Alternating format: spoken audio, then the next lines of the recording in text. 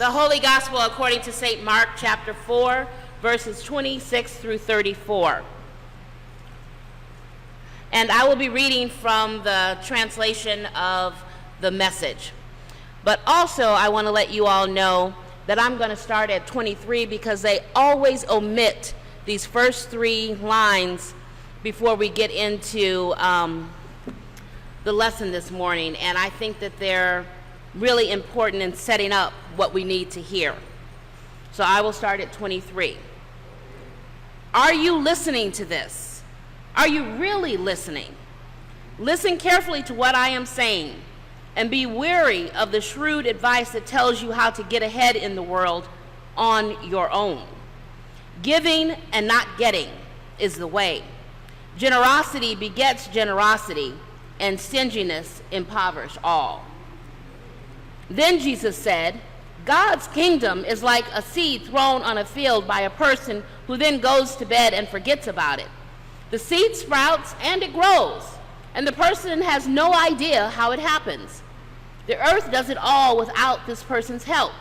First a green stem of grass, and then a little bud, and then the ripened grain. And when the grain is fully formed, the person reaps, because what? It is harvest time. So how can we picture God's kingdom? What kind of story can we use? It's like a pine nut. When it lands on the ground, it is quite small as seeds go. Yet once it is planted, it grows into a huge pine tree with thick branches where eagles get to nest in it. With many stories like these, he presented his message to them, fitting the stories to their experience and maturity. He was never without a story when he spoke. And when he was alone with his disciples, he went over everything, sorting out the tangles and untying the knots so that the good news could be shared. This is God's good word for God's good people. The title of my sermon this morning is God Surprises Us with Growth in the Most Common of Places. And this morning I decided that there has been so much going on in our church with having Bonnie Williams' eldest granddaughter being shot down by gun violence at only 18 years of life when we're just starting out. That's a horrible tragedy to have to endure. And that it's also the granddaughter of the son that she just lost barely a year ago. Then we think about what happened down at the Bucks game the other night and a person being killed near, Water and I believe Brady Street. There has just been a plethora of violence going on in the midst of seeing beautiful little buds of things coming up in our own community gardens, your personal gardens, and the big gardens all over the city. With sunshine, warm weather finally. We think summer is truly here in Wisconsin. That in the midst of all this beautifulness, there's juxtaposed all of the sadness and the tragedy that we find in all of the too familiar and common places. So I said, you know what? I'm going to have to start out strong because we need to hear the good word right away. We need to hear what the good news is right away.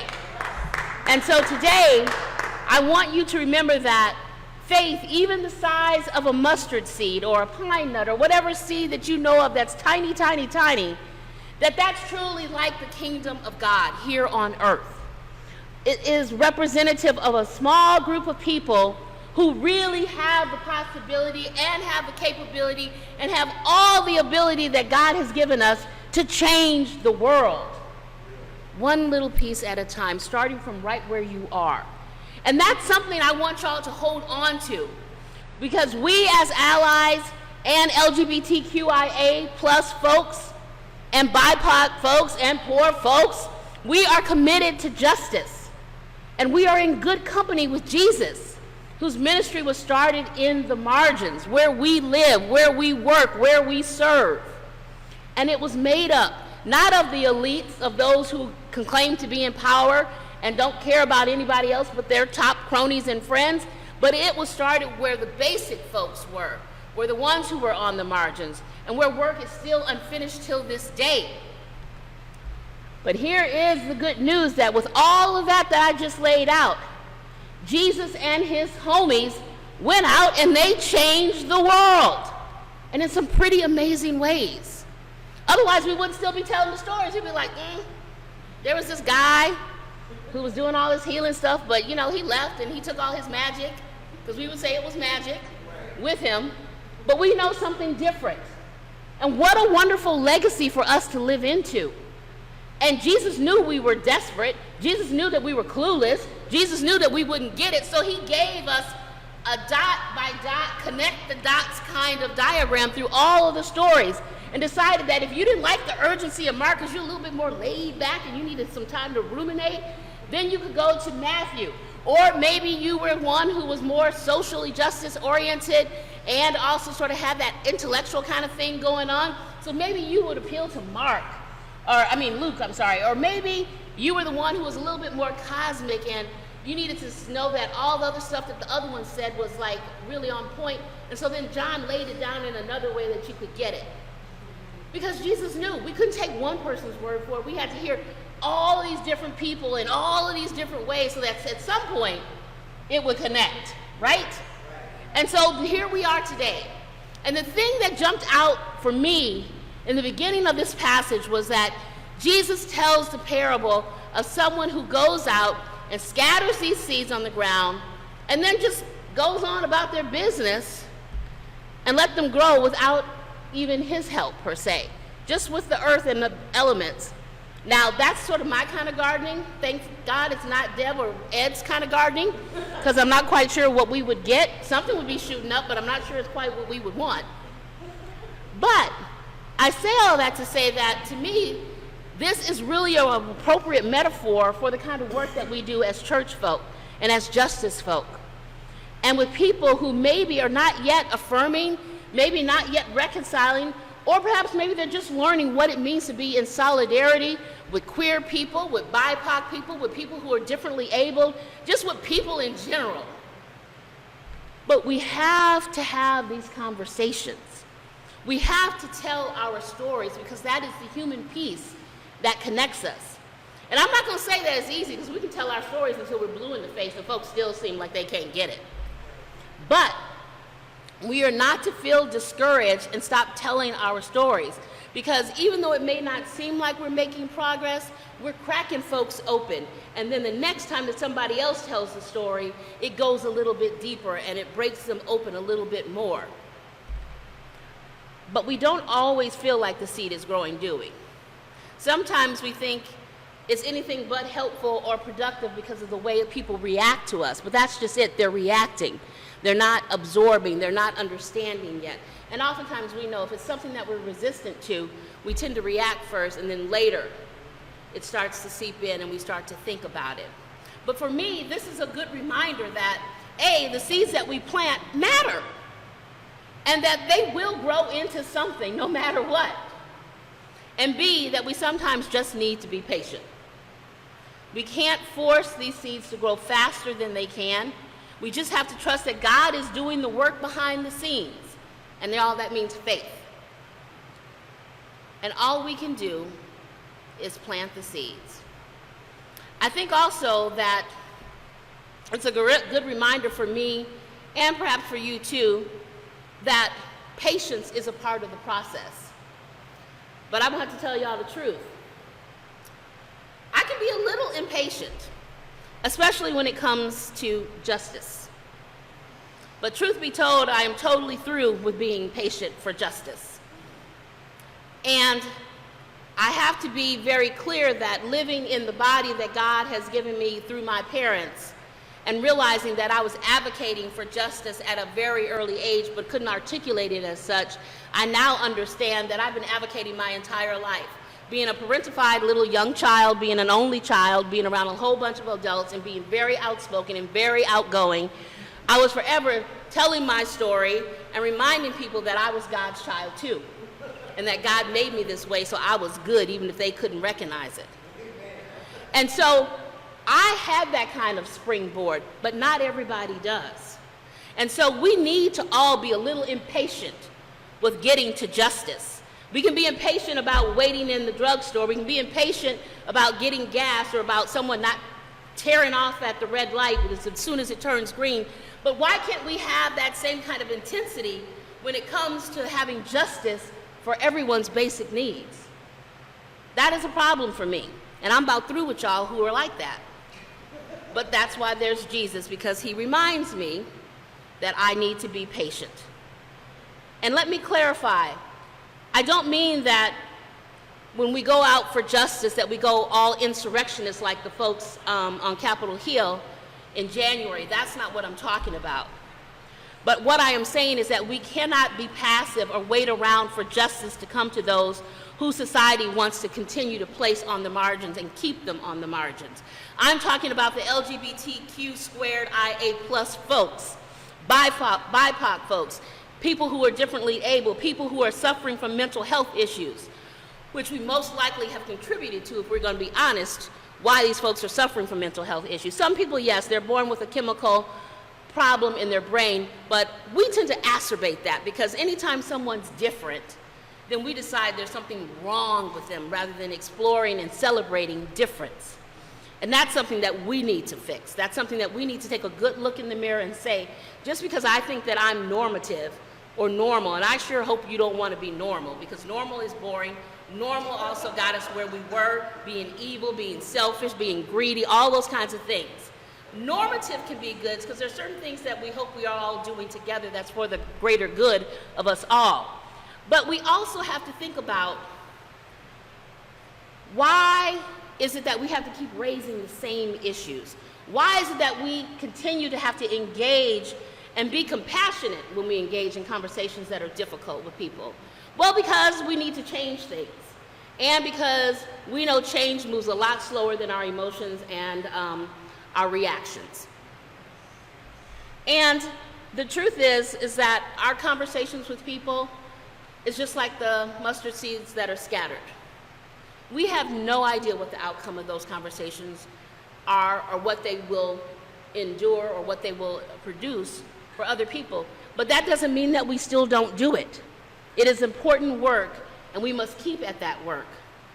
And having the hindsight of history, it tells us something similar occurred during the Stonewall riots, right? Where a common police action sparked a gay liberation movement that has been changing the landscape of the United States forever. And if they had stopped there, think about where we would not be today. But because of some folks saying, I'm impatient with waiting for you to give me the justice, to see me as God created me, I have something to say. And in light of what has transpired in our particular context, in the US context, one would never have imagined that a liberation struggle that began with a few folks at Stonewall would evolve over the years that has parlayed into large gay rights movements, huge pride festivals, if not for COVID, that we would be celebrating right now down at our famous Summerfest grounds. That even same-sex commitment ceremonies in the 1980s started taking place. That LGBTQ squared IA plus folks under a black president, no less, who was of course Obama, that the Supreme Court would uphold that same-sex marriage was finally legal across the United States on June 26th of 2015. Now, you know I got to do a sidebar because it beckoned us back to understanding how history plays out. The Supreme Court, which is the highest court in the country, yes? Gave the ruling. It came down, and we were all clear because we didn't even have to wait for people to read it to us or for it to get to someplace through a horse and buggy or whatever else. I mean, it went out on social media, Twitter, Facebook, CNN, everything, right? And it came on our phones. Everywhere you looked, it was there. Why did it seem that it happened just like Emancipation Proclamation? Y'all, that's Juneteenth. Where not everybody got the message, or perhaps not everybody wanted to hear the message and adhere to the message. In 2015, because remember, some states even immediately were trying to say it wasn't legal. The Supreme Court just told you it was. End of story. But that says something, doesn't it? But it also says that in God's realm, When God promises something, God delivers. We just have to be patient sometimes. And so God promises us a liberating freedom, one that can surprise us, and by becoming large enough that, like the text says, the birds of the air can finally make nest in its shade. Finally, folks could enjoy the most common and basic right of human beings to be coupled and legal together. Lesbian, gay, bisexual, transgender, queer people of faith, I believe, are encouraged by this particular parable, because to look at the surprising results that can transpire from even the smallest of events tells us that Jesus is there with you. Jesus is in your story. And as Jesus tells the story, the seed grows, the sower knows not how, it just does its thing in due time. And I think one way for us to have a fuller understanding of this is to understand that these scattered seeds will become useful once what is hidden has been disclosed, once what is sacred and secret has been revealed. What once was shut in a dark closet comes out into the open. What was trying to test the ground behind those French doors with the light organza curtains, that now, while you were still perhaps deciding if you should just open them and walk through, the wind said, oh, to hell with that, I'm blowing them open. It's time for you to come out and be exposed for what God has created you to be. That it's time for you to be acknowledged in all the fullness of God's good creation. And in this one way, it is telling us that the act of coming out allows us not only to be the people that we are destined to be, the people that we are, but also that our coming out, in whatever way it may be, but particularly for folks who are part of the Pride movement, who are the LGBTQIA+ folks, that it is a purposeful, you hear me? A purposeful witness to others. Because see, not everybody comes from a place where people are going to applaud who you are. But by you and other people coming out who have made it thus far, you can tell that other person, if I'm good, you're good. If God said that this is who you are to be, then you need to celebrate all of who you are, even if your family of origin doesn't quite get it yet. Be patient. They'll come along, but you don't need to wait for them. You just keep it moving. Because God's will is to work through our agency to empower others. I wonder if there is something in this story about the fact that the very people who oppress and harm us are those who might be helped by our transformative potential. You see, oftentimes they're so blinded by being up here and being so sanctimonious and thinking that they're right, they fail to see the gifts that someone can help them see and reach other people and to see the error in their ways. But the seed isn't asked to stand up to the birds as it is. The seed is given time to grow and to mature so that then when they do reveal themselves, they have something worthy to say and something worthy to give. And then Jesus said to them, take heed what you hear. The measure you give will be the measure that you get. And still more will be given you. For to the one who has will more be given. And from the one who has not, even what they have will be taken away. March, Jesus cautions his hearers to beware of the anti-joyous and the anticlimactic ideologies they hear from the rich and the elite folks, which counsel resignation in the face of injustice. The assertion that the divide between the haves and the have-nots will inevitably grow was made concrete and real through the advancement by these very wealthy landowners to justify their own privilege.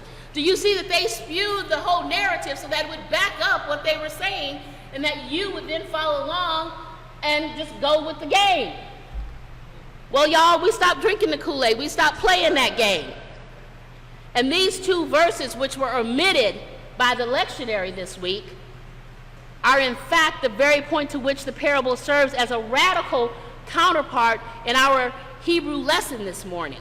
As Jesus repudiates such rationalizations of economic stratification, we see the same in the astute parable spinner, the old prophet Ezekiel. Against this cynical economic determinism, Jesus pits the patient hope of the farmer in two succeeding seed parables. And he says the sovereignty, the power of God, the dominion of God is as if someone should scatter seeds upon the ground. And then he says, with what can we compare the sovereignty of God? It is like a grain of mustard seed, which when sown upon the ground produces. Yes? So the sower does not control the growth that occurs. The earth bears fruit of itself. This agricultural cosmology reasserts the divine economy of grace in the face of rich and elite selfishness. And we find this same argument in the more famous parables of the rich landowner who built bigger barns in Luke. But Sabbath wisdom recognizes, unlike us most of the time, that humans must live within the limits of the land instead of seeking to control or commodify it.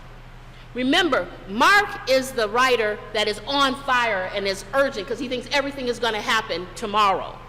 And so, in Jesus' message, this wisdom is given urgency in Mark in our text for today. An allusion to Joel's prophetic oracle of divine judgment. Put in the sickle, for the harvest is ripe. God will vindicate those who sow justice faithfully. Despite the appearances of history, Mark, of course, in our later chapters, will talk a lot more about revolutionary patience. But in Jesus' first sermon, he concludes with insistence that despite the long shot of the smallest, seemingly inconsequential seed, it can indeed take root in the smallest places and in the most hostile places even, which is our world, and flourish anyway. The focus here is on the abundance of the miracle harvest. The imagery now in terms of a mustard seed turning into the greatest of all shrubs in which all the birds of the air can make their beautiful nests. This image of shelter offering branches is found in the tree parables throughout all of our Hebrew scripture. It is a metaphor for political power. Ezekiel's tree parables pick up the theme in protest against royal dominion. In Ezekiel 17, which is our lesson, the prophet attempts to persuade Israel's rulers to remain faithful to God, even though they dwell in the shadow of the tall cedars of the surrounding empires, and to resist the temptation to forge security through the military alliances. God is promising to raise up Israel if they're faithful, that it shall produce branches and bear good fruit, and become a noble cedar. They will become those trees, but trees that bear good fruit, not trees that are selfish and only for themselves. That in the shade of its branches they will nest winged creatures of all kinds. Not one particular kind, but all kinds. And then we see that if you read on later, there's a second parable in Ezekiel that satirizes imperial Egypt. And the prophet asks the Pharaoh, "Who are you like in your greatness?" And he then reminds the Pharaoh of Assyria, which also towered high above all the trees of the field. Its boughs were great and large, and its branches were long. And all the birds of the air made their nest in its boughs. But Assyria's empire, something happened to it. Do y'all remember what happened to it? It crumbled. It fell. And then all the birds of the air fell and had to settle on the trunk of those trees, meaning at the bottom of the land of that empire. The prophet parodies this. Here we find the echo ancient story of the Tower of Babel. All that is under that no trees by the water may grow to lofty height or set their tops among the clouds. Meaning that if you're evil and you don't do what you're supposed to do, you're going to be whacked down like a chopped tree because you don't deserve to be up there. So it's a message for us. And there's still even a later iteration of this same prophetic tradition, because of course we weren't getting it. So in Daniel, King Nebuchadnezzar's dream of a tree at the center of the earth whose top reached to the heavens, and the birds again nested in the air in its powerful branches, and all living things were fed. The prophet warns that the hubris of the empire, the excessive pride of the empire, will be judged, put in US of A, and exhorts that the king to atone for his sins with justice and for his iniquities with mercy to the oppressed. Is it not interesting that the former administration that we had in the US was all about elitism and about exclusionary things for so many for people and basic needs. Yet now we have a new president that is talking about adding additional food monies for people's Quest benefits so that they can make sure they can feed their children when they're no longer in school through the summer months until they get back. That we're trying to increase access for health care, access for just basic living, and at the same time go back into discussions with all of our other countries and allies about climate change and what we can do to reduce our carbon footprint, also to reduce scaling of nuclear bombs and other kinds of things. Isn't it interesting that this was told how many centuries ago? When we say the Bible is living and it has something to tell us, do we have ears to hear? And then are we impatient with justice enough to go out and act? Well, that was a whole lot of stuff to say. The parable of the mustard seed proposes exactly such a thing, that the high tree will be made low, and that the low tree will be made high. And it means also that those of you who still feel that you need to be in the closet, or anywhere else for that matter, you need not hide any longer. Don't allow people to try to demonize you, or worse, erase that you are even here, because they too will be brought down just like those trees, while you will continue to rise. It is with such of these parables that Jesus speaks the word to them and to us carefully, interpreting our political allusions to his disciples then and to us even today. He is not some magical wizard like Merlin dispensing arcane secrets or theology or pious platitudes, but Jesus is a popular educator and teacher, using language that everyday folks can understand, images that relate to their own experience, and traditional stories that portray them, not other folks, but them as the subjects of the power of God. And in so doing, he sows hope among them and hopefully us, insisting that the tallest trees can be brought down and that the smallest of seeds will bear fruit that is joyous and celebratory. And as we wonder how to survive and confront these principalities and powers of these folks that are so misguided, well, many LGBTQ plus people out here who are open about your identities and others who are not, know that you have allies, not just in those who are here, but also in God, and God never disappoints. There are many reasons I know for this, including a lack of safe enough spaces for some folks to come out in the open. And yet, even as we sleep and rise, I know that you sprout and you grow just like the seeds that we talk about. Even as many of us living in hiding for a number of reasons, perhaps in fear and oppression, the seed of our identities continues to sprout and grow, from the roots up into a plant that can feed many. Your time is coming, worry not. But in the meantime, I think there are some questions that we need to ask ourselves and we need to meditate on and then act. What is it like to have to be in a closet? What is it like to have to not be all of who you are? And then what is it like to not be able to share the gifts that God has given, not just for you, but for the entire community? But because we make you feel unsafe, we make you feel less than, we discourage you from bringing all of that. Not only is that person in pain, but we don't even realize what we're missing. And then we have to ask ourselves, how do we support LGBTQ plus folks better, but all people who are at the margins better? How do we create safer spaces? If I'm safe, then you ought to be safe. And if we're all unsafe together, then let us be a critical mass so that we create spaces where we can be safe. I know as a black woman, I can't just go everywhere and be safe. When I go some places, particularly in the ELCA, which is predominantly white, I'm going with some white folks because I know I need to be safe, and I know that they've got my back. Not all ELCA folks, but particular ones. I'm just gonna keep it real. But that's part of what we need to do. We need to create critical masses and reach across the aisles to one another.